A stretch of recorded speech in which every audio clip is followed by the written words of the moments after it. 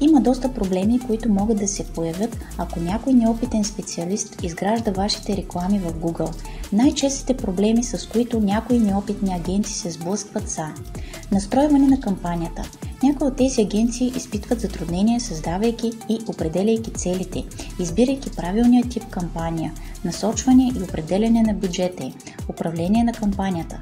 Трудно се явява и в определянето на резултатите, оптимизирането на ключовите думи, създаването на атрактивни реклами и целевите страници. Промени в алгоритмите.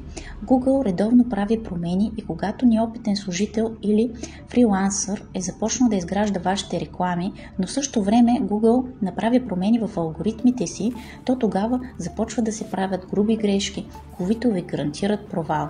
Това се случва, защото даденият човек не е свикнал с стандартите за алгоритми на Google и няма опита, с който да знае как да реагира в ситуации като тази.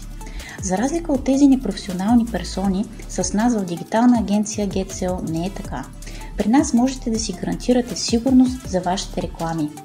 Не веднъж сме развивали бизнесите на наши клиенти чрез рекламите в Google. Можем да го направим и за вас. Обадете се днес за безплатна консултация.